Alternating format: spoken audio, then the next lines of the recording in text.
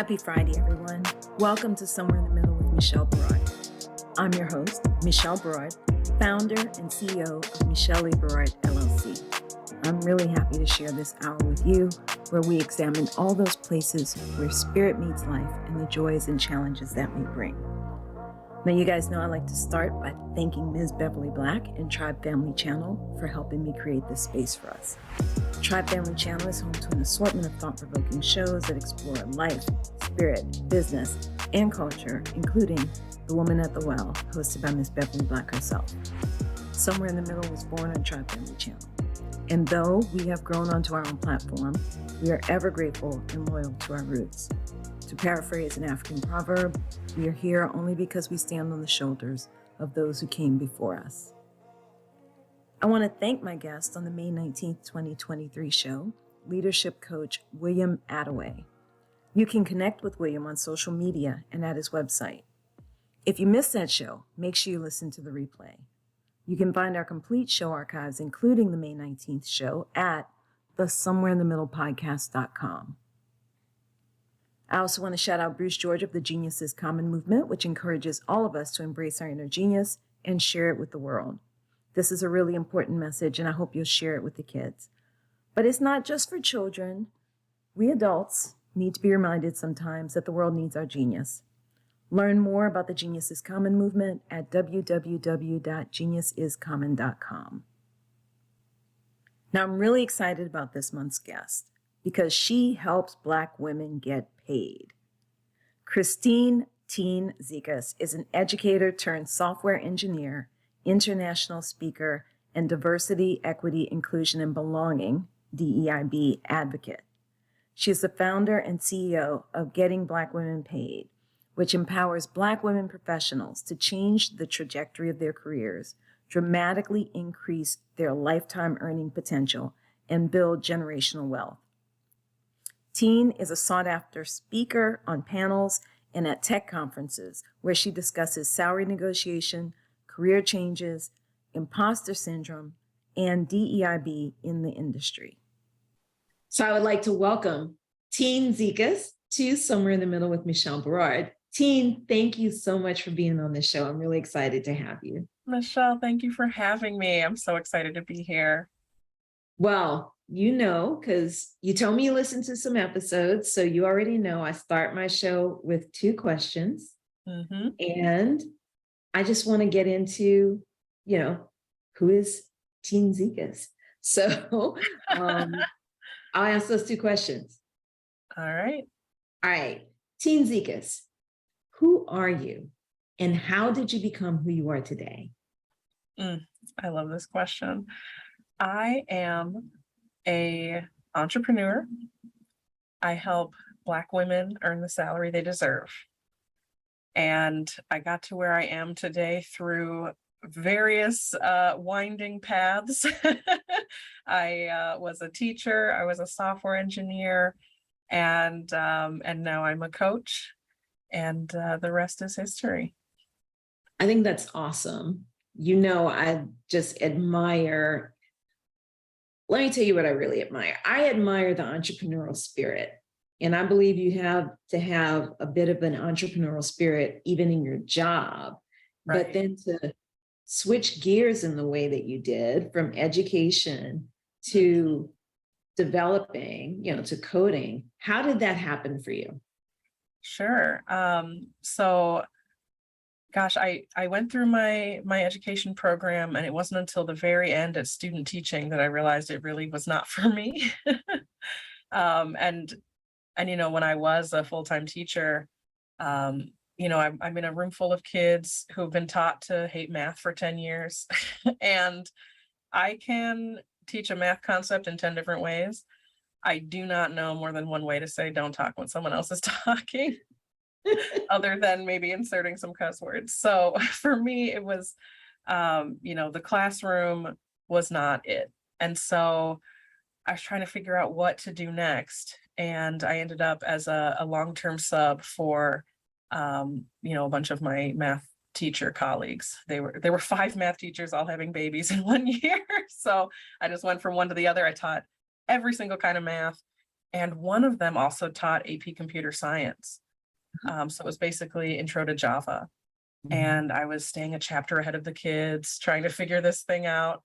And I realized I really liked coding.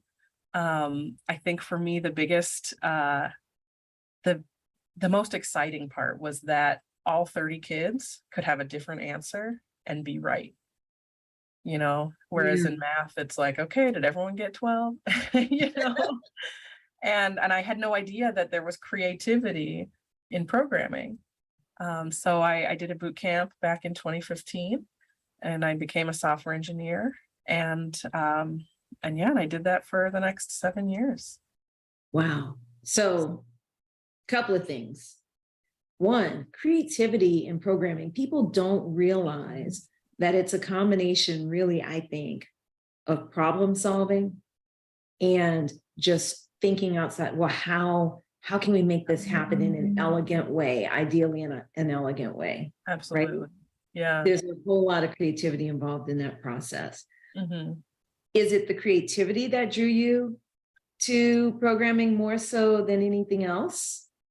I mean, I'm still a math teacher in my heart. I think it was the combination of the logic, the problem solving, and the creativity that kind of drew me in. Um, for a while, I was a test engineer, and to me, I thought writing tests was the same as writing proofs in geometry class. I know it does this. I know it's supposed to do this. How do I prove it? Right. And so kind of working backwards and trying to write that out. So I enjoyed the math nerdy part of it as well as as well as the creativity. Now, how did you find working in the development world, which is male dominated? It's white male dominated, at least here in the US. In other countries, that's not necessarily the case. Sure. But here in the US, it's a white male dominated field. What was your experience working in software companies in the highly tech end of things? This is a great question. It was a huge culture shock, coming from education, which is very female dominated, and from working in schools where it was understood that everyone had a social justice mindset. It was really different to come into, come onto an engineering team and find that I had very little in common with my colleagues. One-on-one, I was great. But once I got into a group and people were talking about the computer they built in high school or, wall climbing or whatever it was that they were talking about, I just thought, I don't know what I'm supposed to do here. A friend of mine framed it so well. She said to her male boss, actually her white male boss's boss, have you ever dropped your wife off at a baby shower or at a bridal shower and thought, gosh, I'm not going to go in there? And he's like, yeah. And she said, that's what it's like to come to work every day. It's not that anyone is actively trying to exclude you, but the culture is not, it's not for you. So yeah, that was definitely a huge adjustment I had to make.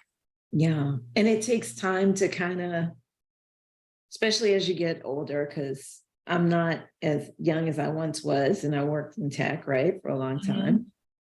As you get older, you kind of look at things and go, do I have the patience? Do I have the time and energy to care about this? Absolutely. Yeah. And I think for me being a career changer, I also found that I was older than a lot of my colleagues as well. And, one of the first things I had to battle was imposter syndrome, coming in and talking to a guy who had been building computers in high school. And I thought, gosh, I've been coding for 6 months, Right. And one of the things that got me through that was realizing all of the things I had gained in my prior experience that someone who went and got a computer science degree and then had been coding ever since had not done. So, for instance, in my interview for the first development role I landed, I told the manager, I'm a developer who can speak human. I can break down concepts. and meet people where they're at, whether they have a technical background or not. And that is not something that every developer team has, and so that Right. was kind of what helped me push through that was, okay, you've been around this block a million times, but while you were doing that, I was going all around the town, Yeah. so I was gaining a lot of other kinds of experiences that I can bring to the table. Well, and you said something that's really important, because my background is technical training, right? I Mhm. taught software. And what I viewed my job as was kind of a translation role. Mm. Mhm. Because you Absolutely. have the developers over here, they talk developer stuff, they Mhm. think about things from a developer's perspective.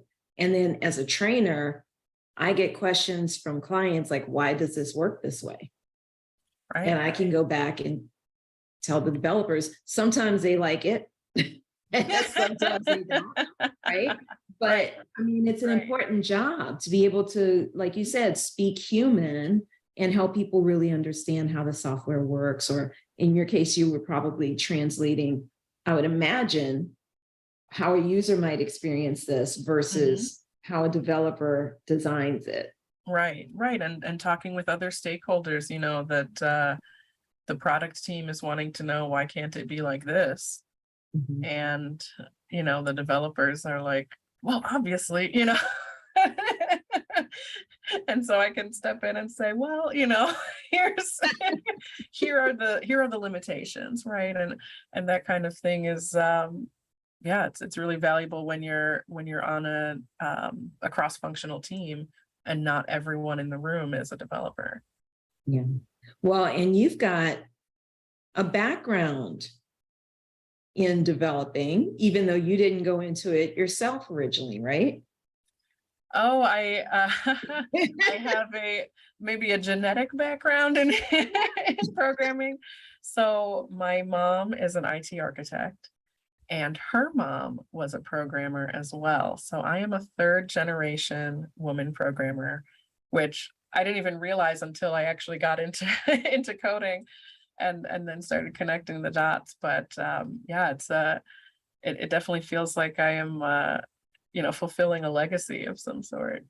But that's amazing to have, you know, three women in your family, three generations of women who are in Mhm. coding, which is a male dominated field, white male Right. dominated field, like we said. Mhm. So your mom, your grandmom, I'm assuming that they had at some point said, teen, you need to go into programming. You've got the brain for it.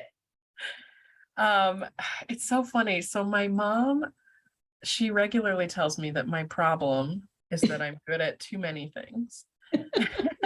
And so for her, she said programming was a no-brainer because that's the way her brain works. She doesn't want to be managing people. She doesn't want to be out giving talks. She's like, put me in front of the computer, close the door. I'll do what I need to do.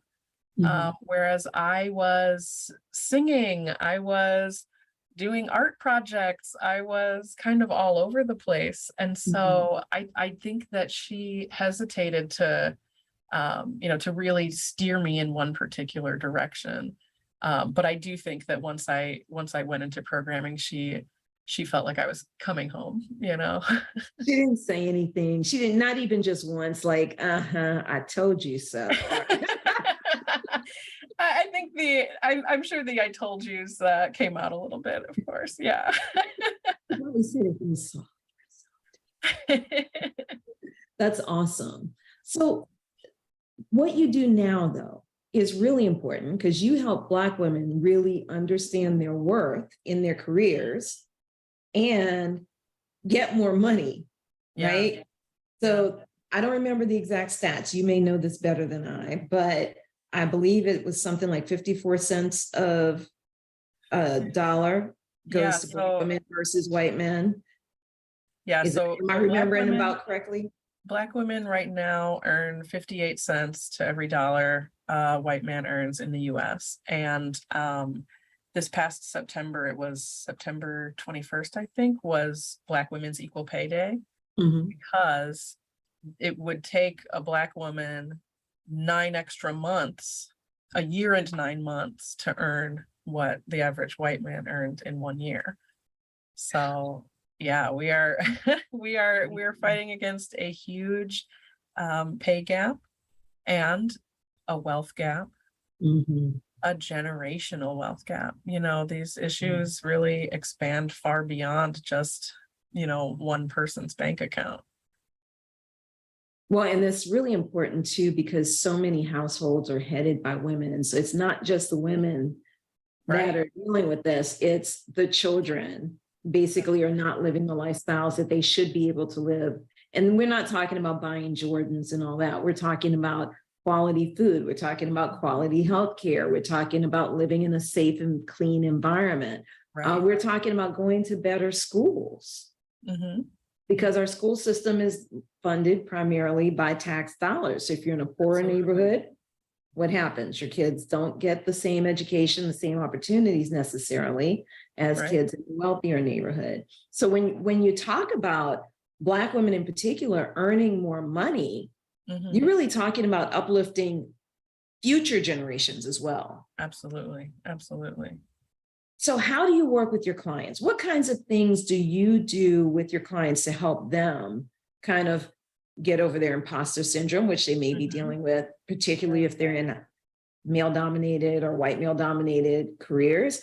How do you help them just understand how much money is on the table and how to get it, how to put their hands on it? Absolutely. Absolutely. So, a few things. So, just starting with the imposter syndrome, to me, I really try to push against the phrase "know your worth." I think people use that, to be empowering, know your worth. But in a capitalist society, I really cringe at the idea of assigning a dollar value to a human's worth. Yeah. And so it starts with a conversation about the intrinsic value that a person has being unlimited. There's no dollar amount. No one owns you, and there's no amount of money that could buy you. And so when you come into it from that framework, then no salary is too high, and so that's sort of where I try to start with my clients. And one example I like to give is when I was an engineer, at one point I was making 100,000 a year, and in my next role I was really hoping to get 120. Mm-hmm. I went through the interview process. They came back with an offer. The offer was 140, and my brain wanted to say, "Yes, please, thank you." But what I said was what I always say, so I don't have to think about it. I said, "Thank you so much. I'd love to see a copy of the benefits and take a day or two to think about it." And that day, I think it was a tweet I read somewhere that said, "Black women, whatever you were going to ask for more." Mm-hmm. And I thought about, if they offered me 140 and they offered a white guy 140, and I said, "Yes, please, thank you so much," and he negotiated, Yeah. then we're coming in uneven. And from there, every increase is based on a percentage of what you currently have. So that gap just gets bigger and bigger over time. So, for me, it's, I don't like to answer the question right in that moment. I have the thing I'm going to say that gives me some time. And then I recalibrate. Okay, yes, I was looking at 120, but now that's not even on the table. Now we're looking at 140. What can I do from there? And, through various calculations, I decided to ask for another 15, and I got 8. So I started in there at 148. And when I got there, there were 2 other women who were underleveled and underpaid. And in 6 months, when they got set up to their proper level, they knew the number that I had, and they were able to fight for that. And so they both got brought up to 148 as well. And so for me, that's just a win across the board, right? Yeah. So I always try to think, with my clients, I always try to say, because there is no number that's too high, we're going to come into it, we're going to do our market research, we're going to figure out what number we're hoping for. But then once the actual negotiation is happening, If they say 200, if they say 300, there's no number where I'm going to say, oh my goodness, thank you, and not negotiate, because no company is coming in at the very top of their budget on their first offer. Exactly. Well, and that's really important for us to understand, because if I had been in your situation, I'm not sure what I'd have done. I think my head would have blown off. They're coming in $20,000 higher than I expected. Mhm. Being so prepared with what you just knowing what to say makes all the difference in the world. So it sounds like part of what you do is you help Black women think about ahead of time what they're going to say in these discussions, so that if something great happens or if something not so great happens in the discussion, they're at least prepared and poised. Right. Is that? And not even just think about what you're going to say, practice it, say it out loud. Okay. Because it is hard to say these numbers out loud when they seem ridiculous to you. Yeah. You know, when I was a teacher, I was making $43,000 a year. So to say to someone, 140 sounds great, but what I really need is 155. I needed to say that stuff a couple times before I could say it to another person, you know? So some of it is actually say it out loud, get used to saying these numbers. Yeah. And then when you make that kind of career switch, especially, right? So that would go for also people who are just coming out of college, where maybe they were just, unless they're like law students where they were making pretty good money in their internships. But if they were, especially if they were doing free internships, first you're working for free, you're going to school, and you're actually paying them for the privilege of being there. Right. Right. And now you've got to go into your first salary negotiation. I know I didn't negotiate anything my first time out. I just made peanuts and was just happy to have a job. Right. Well, and when you come from a situation where you've only worked hourly, even just hearing a salary sounds like $1 million. Yeah. Right.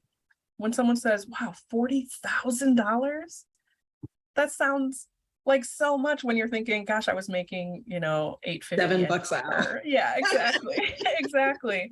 And so, you know, and so that's why that the market research and really getting used to those numbers is so valuable, because yeah, especially when you're changing industries or you're coming into it for the first time, those numbers sound really big.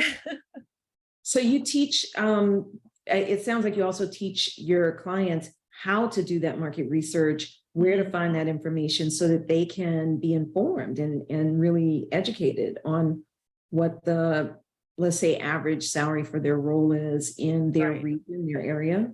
Right. So yeah, I help them with that research, and also with the mindset when they do find those ranges, because what a lot of my clients will do is they'll do the research and they'll say, okay, it looks like the average is 80,000. So I'm going to hope for 70. And I start with 80 then is the minimum. Whatever the middle is, that's your minimum, because you are not average. You are not below average. You are exceptional. And coming into an industry as a Black woman and having a perspective that not everyone does adds value. And so for me, it's also, yes, it's helping do the research, but then also adjusting the mindset as you're approaching that, as I'm trying to find my minimum, which is the middle. Right. And so my range now, if I see that middle is 80, now my range is 80 to 100, right? I'm not asking for 70 or 60. Well, and that's interesting too, because now with people working remotely, a lot of the tech companies, at least this is my observation of the tech companies in recent years, are very pleased to pay you the wage for your local area, as opposed to if you were in, let's say, Southern California or, you know, San Francisco or someplace like that. Right. What are your thoughts on that? Should the salaries be on par with what they would have earned if they were in San Francisco? Or I have strong feelings about that. Yes, I think that companies that are going to be based out of San Francisco should be paying San Francisco rates to every one of their employees. To me, I don't see a difference morally in, paying someone lower because they live in Texas or because they live in Iowa, as I do in outsourcing to a country that doesn't have a minimum wage, and you're paying now pennies to someone in a foreign country. I think both of those things are not right. Yeah. If you have set the value for the work, that's the value. A lot of companies are saying, oh, let's make these adjustments for living, cost of living. But I'm like, you're not setting the initial salary based on cost of living. Right. So you're just saying you're basically trying to get a discount based on your perception of how much it costs me to live my life. But if I'm doing the same work as someone in San Francisco, give me that San Francisco money. Well, and what's really funny about that is living in a major city, it's not that different cost of living these days. Right, there was a time where you could say, for example, if you're in Atlanta versus San Francisco, that your rent was going to be less than half, a third, whatever, a quarter of what it is up there. But these days, not so much. Right. I mean, I'm not saying that everything is that way, but. Yeah. Well, I was at a company that they had different tiers, and one of the tiers was for San Francisco and New York. And then the next tier was the rest of the country. And I'm like, I'm in Chicago. It costs a lot more to live in Chicago than it does to live in Boise. Right? That's not, So I wish companies didn't have those policies. I do find it can be a challenge to negotiate against those, especially depending on the size of the company. They may or may not be willing to make exceptions to whatever their policies are. But I'm definitely open to helping my clients make the argument that the work is the work. This is the value you've assigned, and it's not really your business how much my rent is. There it is, because it's not. Right. You don't know my life. Exactly.